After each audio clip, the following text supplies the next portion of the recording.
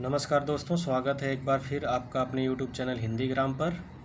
सबसे पहले आप सभी को 78वें स्वतंत्रता दिवस की हार्दिक शुभकामनाएं। और मुझे उम्मीद है कि आप अगले गणतंत्र तक या अगले स्वतंत्रता दिवस तक अपने अपने विद्यालय में होंगे। आप मेहनत से लगे हुए हैं, लगन से लगे हुए हैं, तो आपका चयन ज़रूर होगा। लगे रहिए। जो निरंतर प्रयास करते हैं उन्हें एक न एक दिन सफलता मिलती ही मिलती है।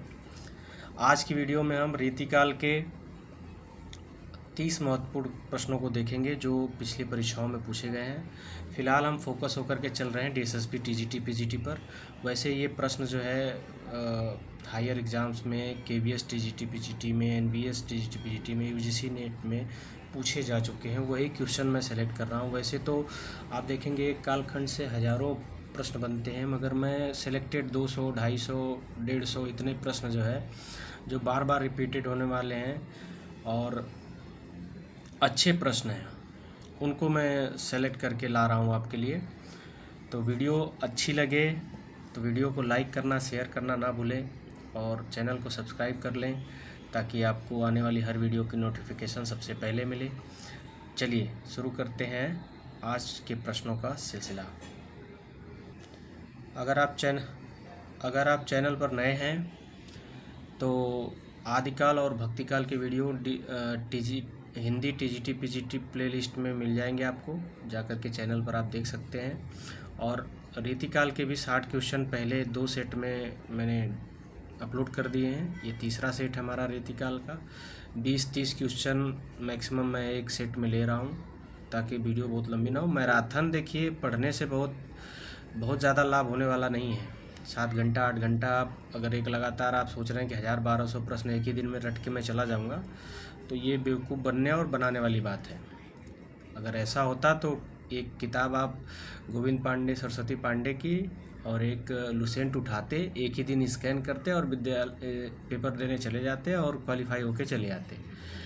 तो जितना खा करके पचाया जाए उतना खाना ही ज़्यादा बेहतर है। आप समझदार हैं, समझ गए होंगे मैं क्या कहना चाह रहा हूँ। थोड़ा पढ़िए, रोज़ पढ़िए, कंटिन्यूटी रखिए, तभी सिलेक्शन होगा। एक दिन सोचेंगे कि मैं एक ही दिन में पूरा पहाड़ तोड़ दूंगा, तो ये किसी से संभव नहीं होने वाला है, किसी भी प्रकार से संभव होने वाला नहीं है। आप 7 घंटा 8 घंटा रोज़ अगर पढ़ते हैं तो भी आप एक दिन में 1000-1200 क्वेश्चन देख तो सकते हैं, रिवाइज कर सकते हैं, मगर याद नहीं कर पाएंगे। थोड़ा थोड़ा पढ़ेंगे, थोड़ा थोड़ा देखेंगे तो आप उसको 2 दिन 3 दिन रिवाइज करके उसको याद कर रख सकते हैं लंबे समय तक। मगर सिर्फ 3 दिन पहले सोचेंगे कि सारे 1000-1500 क्वेश्चन पढ़ लूँ और चला जाऊँ, तो ये असंभव है कुछ बहुत हद तक।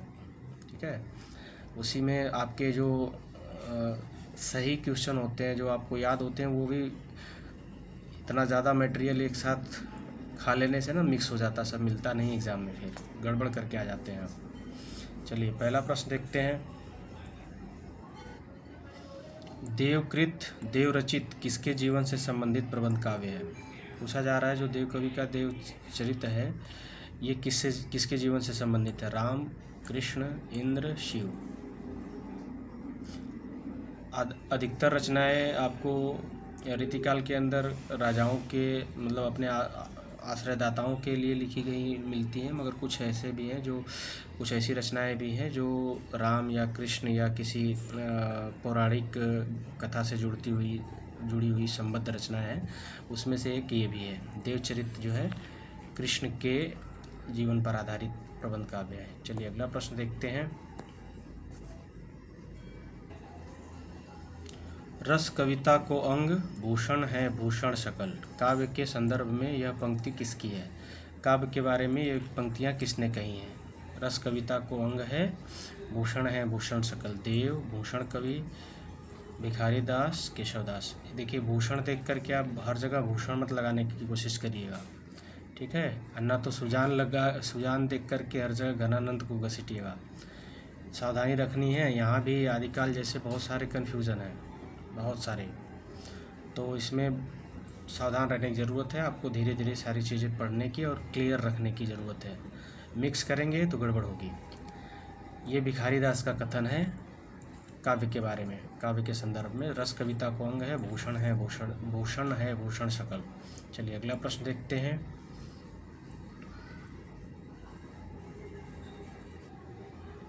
कोकसार किसकी रचना है? कई बार पूछी गई है। आलम की, बोधा की, घनानंद की, ठाकुर की। तो ये कोकसार जो है घनानंद की रचना है, घनानंद की। सुजान सार, कोकसार, है ना, इश्कलता, विरह लीला, सुजान सार, इश्कलता, विरह लीला, ये सब घनानंद की रचना है। विरह लीला। चलिए अगला प्रश्न देखते हैं।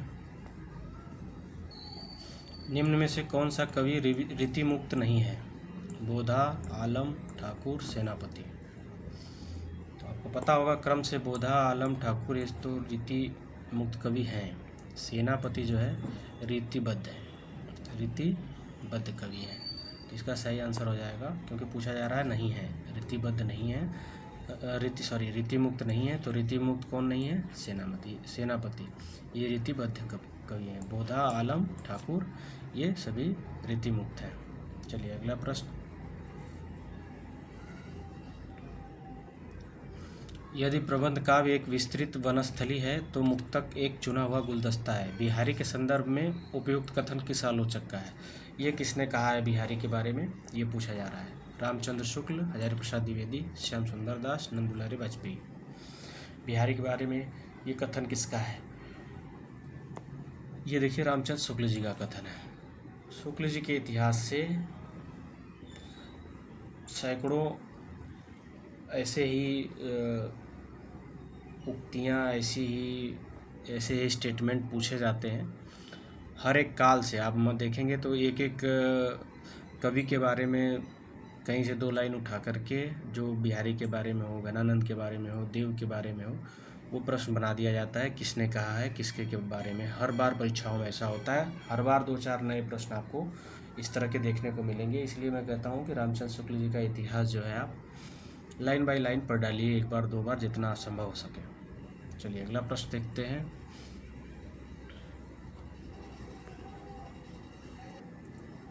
भूषण को कवि भूषण की उपाधि किसने प्रदान की थी? शिवाजी, छत्रसाल, सोलंकी राजा रुद्रशाह, इनमें से कोई नहीं। भूषण को कवि भूषण की उपाधि किसने दी थी? ये दी थी सोलंकी राजा रुद्रशाह ने।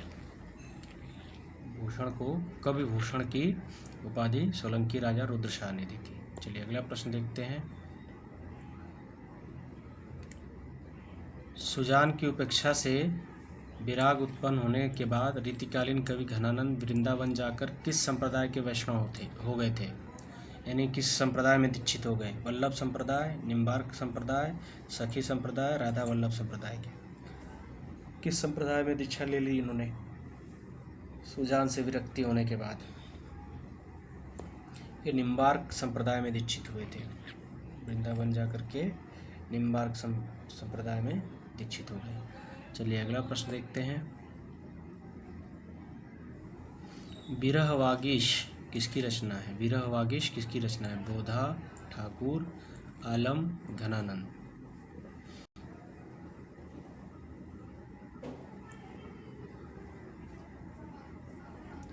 विरह वागीश जो है बोधा की रचना है। किसकी रचना है? बोधा की। ये सारे प्रश्न जो है पूछे गए हैं DSSB, PGT, TGT में। आपको ध्यान रखना है जो मुख्य वर्गीकरण रीतिकाल के अंतर्गत है आचार्य विश्वनाथ प्रसाद मिश्र का, रीतिकाल, रीतिबद्ध, रीति सिद्ध, रीतिबद्ध, रीतिमुक्त। इनमें जो जिन जिन कवियों को रखा है इन्होंने, उनकी सारी रचनाएं और उनके बारे में शुक्ल जी के हिसाब से सारे स्टेटमेंट, इतना तो कम से कम आपको पता होना चाहिए। डॉक्टर नगेंद्र का पूरा कवर करिए या मत करिए, मगर इतना तो रीतिकाल में कम से कम आपको पता होना चाहिए DSSB, PGT में जाने से पहले। चलिए अगला प्रश्न देखते हैं। सुजान शब्द का प्रयोग किस कवि की कविता में सर्वाधिक हुआ है? बिहारी भूषण घनानंद ठाकुर। आपको पता है ये घनानंद है। सुजान इनकी कविताओं में सबसे ज़्यादा बार प्रयुक्त हुआ है। ये इनकी प्रेमिका थी। सुजान एक गणिका थी जिससे ये बहुत प्रेम करते थे। चलिए अगला प्रश्न देखते हैं। अमी हलाहल मद भरे श्वेत श्याम रतनार जियत मरत झुकी झुकी परत जेहि चितवत एक बार। किसकी पंक्तियाँ? बिहारी, रसलीन, केशव, घनानंद। रसलीन की पंक्तियाँ हैं। गुलाम नबी इनका नाम था। इनको रसलीन के नाम से भी जानते हैं। और चलिए अगला प्रश्न देखते हैं।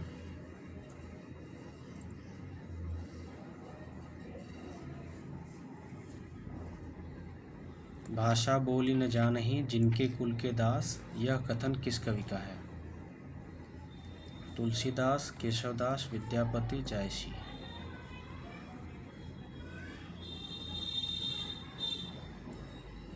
ये केशवदास की पंक्तियां हैं। अगला प्रश्न देखते हैं।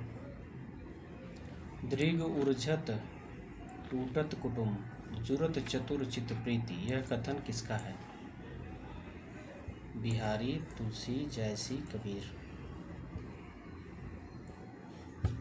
ये जो है बिहारी की पंक्तियां हैं कि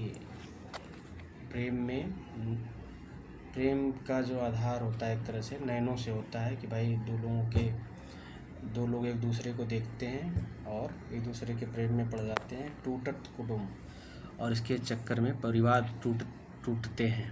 और जुरत चतुर चित्त प्रीति, यानी ये जो जिन दो लोगों के बीच में प्रेम होता है उनके बीच में तो उनकी प्रीति तो हो जाती है, मगर इसके पीछे जो है कुटुंब, एक दो परिवार जो दोनों के होते हैं वो टूटते हैं।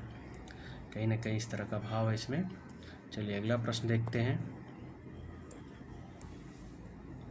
कविता उनकी श्रृंगारी है पर प्रेम की उच्च भूमि पर नहीं पहुंचती, नीचे ही रह जाती है। बिहारी की कविता के संबंध में यह कथन किस आलोचक का है? ये पूछा जा रहा है कि ये किसने कहा है कि उनकी कविता जो है श्रृंगारी है, श्रृंगार है, उसमें श्रृंगार वर्णन है, मगर वो प्रेम की उच्च भूमि पर नहीं पहुंचती, वो थोड़ा नीचे रह जाती है, उसका स्तर थोड़ा नीचा है। किसने कहा है बिहारी के कविता के बारे में? रामविलास शर्मा, आचार्य प्रसाद द्विवेदी, रामचंद्र शुक्ल, नामवर सिंह। ये आचार्य रामचंद्र शुक्ल का कथन है बिहारी की कविता के बारे में। चलिए अगला प्रश्न देखते हैं। अगर आप चैनल पर नए हैं तो चैनल को सब्सक्राइब करना बिल्कुल ना भूलें और वीडियो को लाइक करें, अपने दोस्तों के साथ शेयर करें। चलिए अगला प्रश्न है। प्रेम की पीर ही लेकर इनकी वाणी का प्रादुर्भाव हुआ। आलोचक रामचंद्र शुक्ल का यह कथन रीतिकाल के किस कवि के संदर्भ में है? घनानंद, मतिराम, केशवदास, रसनिधि। ये किसके बारे में कहा है शुक्ल जी ने कि प्रेम की पीर ही लेकर इनकी वाणी का, यानी इनकी कविता का जो मुख्य स्वर है प्रेम है और प्रेम से उत्पन्न होने वाली पीड़ा है या विरह का दर्द है, ये किसके बारे में है? ये इन्होंने घनानंद के बारे में कहा है। घनानंद के बारे में, इन्हीं को साक्षात रसमूर्ति कहते हैं शुक्ल जी। चलिए अगला प्रश्न देखते हैं। शिवा को बखानो की बखानो छत्रसाल को, में शिवा का क्या अर्थ है? शिवजी, शिवाजी, महादेव, बालाजी। ये पूछा हुआ प्रश्न है, ये पूछा गया है पिछली किसी परीक्षा में, टीजीटी पीजीटी में ही। देखिए इसमें शिवा का मतलब शिवाजी से है, महाराज शिवाजी से, न शिव जी से है, न महादेव से, न बालाजी से। ये जो है शिवाजी के बारे में। शिवाजी और छत्रसाल इनके आश्रयदाता थे। ठीक है, चलिए अगला प्रश्न देखते हैं।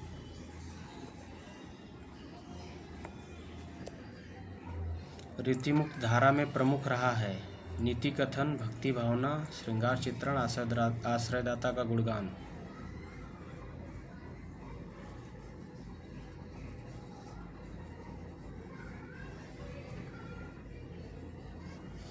इसको ध्यान में रखिएगा आप। रीति मुक्त धारा रीति से मुक्त थी, यानी जो काव्य लेखन की परंपरा थी उससे मुक्त थी, श्रृंगार से मुक्त नहीं थी।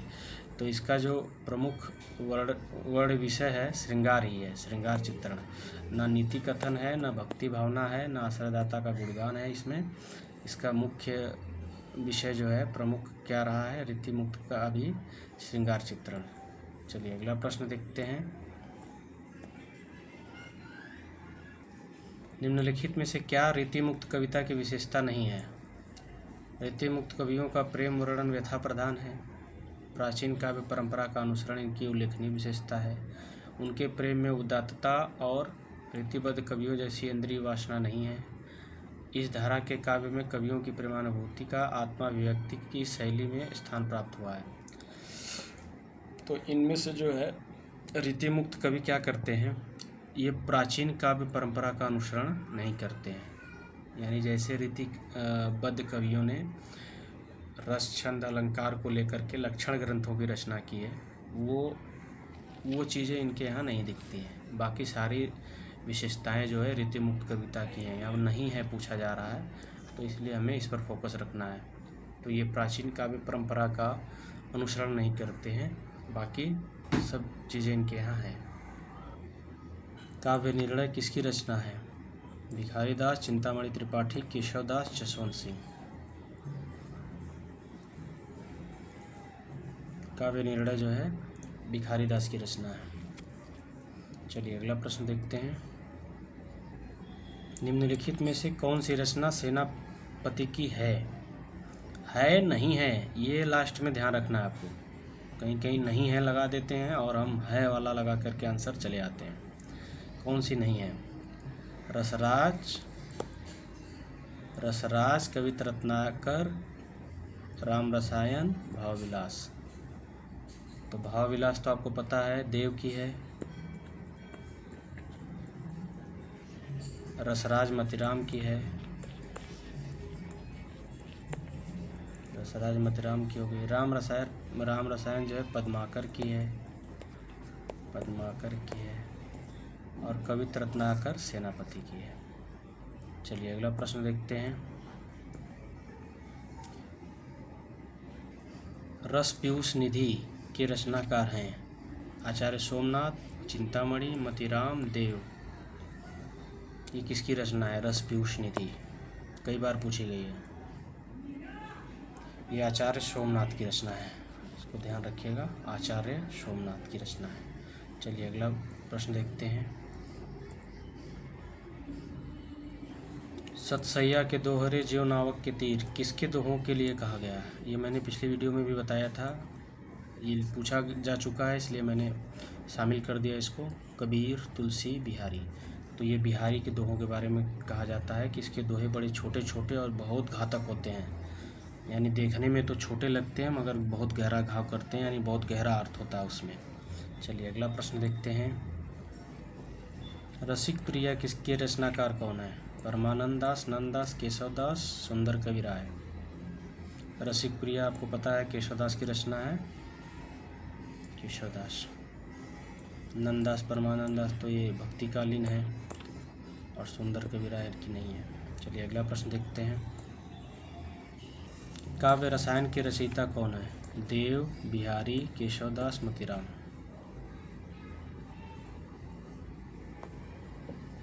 काव्य रसायन जो है देव की रचना, इसे शब्द रसायन भी कहा जाता है, शब्द रसायन के नाम से भी जाना जाता है, शब्द रसायन। इसी में वो पंक्तियां हैं, अभिधा उत्तम काव्य है, मध्य लक्षणालीन। देव ने इसी में लिखी है, अभिधा उत्तम काव्य है, मध्य लक्षणालीन, इसी की पंक्तियां हैं। चलिए अगला प्रश्न देखते हैं। रीतिकालीन कवि बिहारी की कविता को शक्कर की रोटी किसने कहा है? विश्वनाथ प्रसाद मिश्र ने, पद्म सिंह शर्मा ने, डॉक्टर नगेंद्र ने, महेंद्र कुमार ने। ये कहा है पद्म सिंह शर्मा जी ने। पद्म सिंह शर्मा जी ने रीतिकालीन बिहारी कवि की कविता को क्या कहा है? शक्कर की रोटी। इसको याद रखिएगा, एक ही दो बार पूछा गया है, हो सकता है कि रिपीट हो इस बार। चलिए अगला प्रश्न देखते हैं। घनानंद की रचना नहीं है। सुजान सार, विरह लीला, साहित्य सार, कोक सार। तो घनानंद की जो रचना नहीं है वो साहित्य सार है। घनानंद की रचना ये मतीराम की है, मतीराम।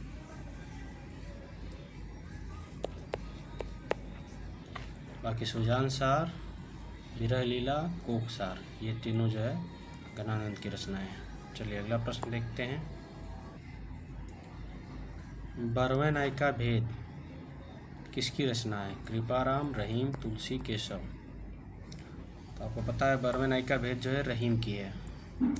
ये पहला रीति निरूपक ग्रंथ हम इसे कह सकते हैं। प्रथम रीति निरूपक ग्रंथ है। प्रथम रीति निरूपक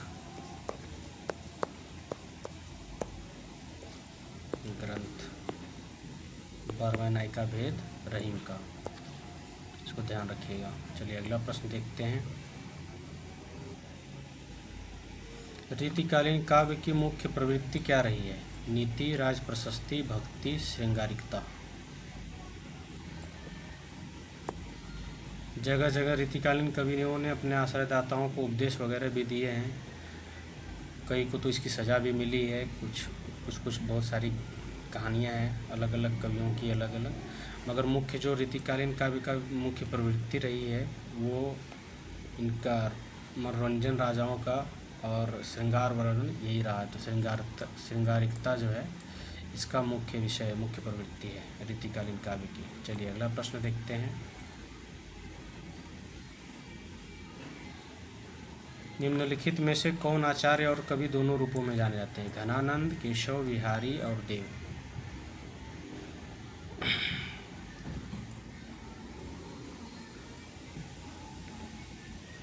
आचार्य रामचंद्र शुक्ल ने देव को जो है आचार्य और कवि दोनों रूपों में माना है। देखिए शुक्ल जी के इतिहास में बहुत स्पष्ट रूप में शुक्ल जी ने लिखा है कि जितने भी रीतिकालीन कवि या आचार्य हुए वो मूलतः जो उसमें ज़्यादातर कवि हैं वो कवि ही थे। वो उन्होंने आचार्य बनने की कोशिश की मगर वो आचार्यत्व तो उनमें था नहीं। यानी उन्होंने जो रस, छंद, अलंकार या काव्यांगों का विवेचन किया, उन काव्यांगों का स्पष्ट लक्षण, स्पष्ट उदाहरण उनको खुद समझ में नहीं आया। संस्कृत काव्य शास्त्र को पढ़ने के बाद उन्होंने जैसे तैसे तोड़ मरोड़ करके बहुत सारे ग्रंथ लिख दिए, बहुत सारे उदाहरण लिखे। तो कुछ को तो वो खुद समझा नहीं पाते हैं अपने ग्रंथों में। तो इससे बहुत गड़बड़ हो जाती है कहीं ना कहीं हिंदी साहित्य में काव्य शास्त्र के लिए। ये बात शुक्ल जी ने जगह जगह पर कोट की है कि जो रीतिकालीन कवि हैं मूलतः वो प्रवृत्ति से कवि ही हैं, मगर उन्होंने आचार्यत्व का, जैसे केशव वगैरह हैं, बहुत ज़्यादा अपना पांडित्य प्रदर्शन करने के चक्कर में बहुत सारी चीज़ों को उन्होंने बिगाड़ रखा है। चलिए अगला प्रश्न देखते हैं। रीतिकाल के संदर्भ में रीति काव्य किसे कहते हैं? रीति काव्य किसे कहा जाएगा? जिसकी रचना विशिष्ट पद्धति अथवा नियमों को दृष्टि में रखकर की गई हो, जिसकी आत्मा अलंकार हो, जो विशिष्ट गुण विशिष्ट रचना हो, जो भारतीय परंपराओं का वर्णन करे। तो रीति काव्य आपको पता है कि जिसकी रचना विशिष्ट पद्धति पर हो, यानी उसकी एक रचना पद्धति होती है और नियमों को दृष्टि में रख कर की गई हो। जैसे अलंकार शास्त्र, अलंकार से रस से संबंधित जो रीति ग्रंथ हैं उसमें उनकी अपनी अपनी एक रचना पद्धति है, विशिष्ट पद्धति है। और वो विशिष्ट पद्धति क्या है? पहली पंक्ति में लक्षण देना, दूसरी पंक्ति में जो है उदाहरण दे देना। ये सामान्य प्रवृत्ति है इनकी रीति काल की। चलिए अगला प्रश्न देखते हैं।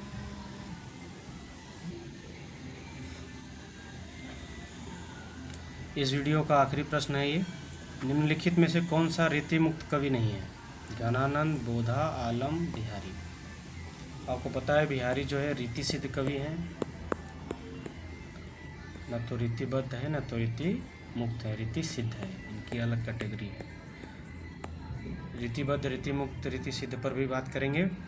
घनानंद, बोधा, आलम ये तीनों जो है रीति मुक्त हैं, इसलिए नहीं है। सही आंसर होगा हमारा बिहारी। आपका बहुत बहुत धन्यवाद। वीडियो अगर पसंद आई हो तो वीडियो को लाइक करना ना भूलें, चैनल को सब्सक्राइब कर लें और अपने दोस्तों के साथ शेयर करें। मिलते हैं कैसे ही वीडियो के साथ। धन्यवाद।